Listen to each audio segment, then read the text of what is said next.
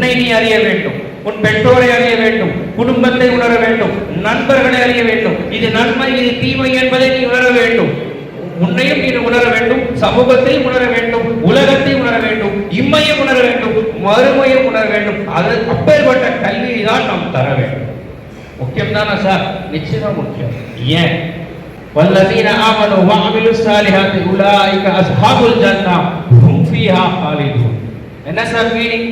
வெறும் ஈமானை கொள்வது மட்டும் கடமை அல்ல.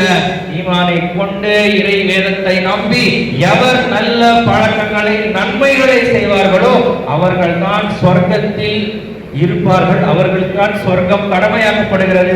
மேலும் அவர்கள் நிலையாக அங்கு இருப்பார்கள் என்று இறைவேதம் சொல்கிறது. அப்ப அந்த நல்ல அமல்கள் எப்படி வரும்?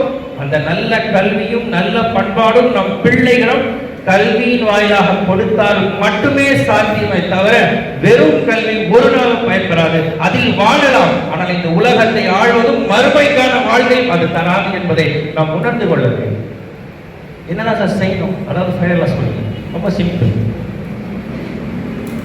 பள்ளி, நான் சொல்றது பள்ளின்றது பள்ளி கூட மட்டும் அல்ல, பள்ளி வாசலையும் சேர்த்து சொல்றோம். நம்முடைய பிள்ளைகள் பள்ளியிலும் சேர வேண்டும், பள்ளி கூடத்திலும் இருக்க வேண்டும், பள்ளி வாசலிலும் இருக்க வேண்டும், பெய்திருக்கும். அதுக்கு அடுத்து ஆசிரியர் சொன்ன ஒரு ஆசிரியர் மட்டுமல்ல, இமாமோட பின்தொடர வேண்டும், ஃபாதரோட பின்தொடர வேண்டும், அந்தந்த நபருடன் இணைய வேண்டும்.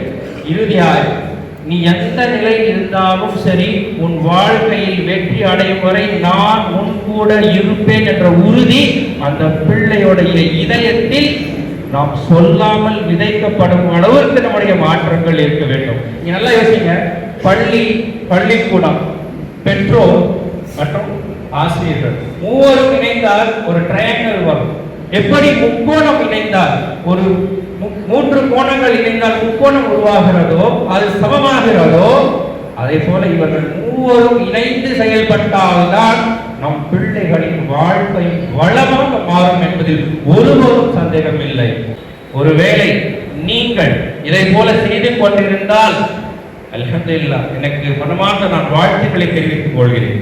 ஒருவேளை நான் செய்யவே இல்லை செய்யா, தயவு செய்து இன்று முதல் ஒரு விதையை உங்கள் விதைக்குள் இதயத்துக்குள் வையுங்கள். வேணாம் என்று தூக்கி எறிகின்ற அந்த விதையை காயாகி கனையாகி மரமாகி இந்த தேசத்திற்கு மாற்றங்களை கொண்டு வரும் பொழுது அஷ்ரஃபுல் மக்ஃபாத் என்று சொல்லக்கூடிய நம்மை படைத்த இறைவன் நம் பிள்ளைகளை எப்படி வேணாம் என்று தூக்கி போட்டுருவான். சொல்லுங்க பார்க்கலாம். ஆக நீங்களும் நாமும் இந்த பள்ளியும் ஒன்றாக இணைந்தால், நாம் தொடர்ந்து பயணித்தால் இன்ஷா அல்லாஹ் எதிர்காலத்தில் நம்முடைய பிள்ளைகள் சரித்திர நாயகர்கள் ஆவார்கள். இவர்களைப் போல நம் பிள்ளைகளும் இந்திய தேசத்தின் வளர்ச்சிக்காக போராடுவார்கள் என்று கூறி, வாருங்கள், ஒன்றாக சேர்வோம், உழைப்போம், வாழ்வோம், வளர்வோம், வெல்வோம். இன்ஷா அல்லாஹ் அடுத்த தருணத்தில் சந்திப்போம். இத்தகைய வாய்ப்பை கொடுத்த அனைத்து நல்லுணர்வுக்கும் நன்றி பாராட்டி விடைபெறுகிறேன். ஜெய் ஹிந்த். வாக்குறுதி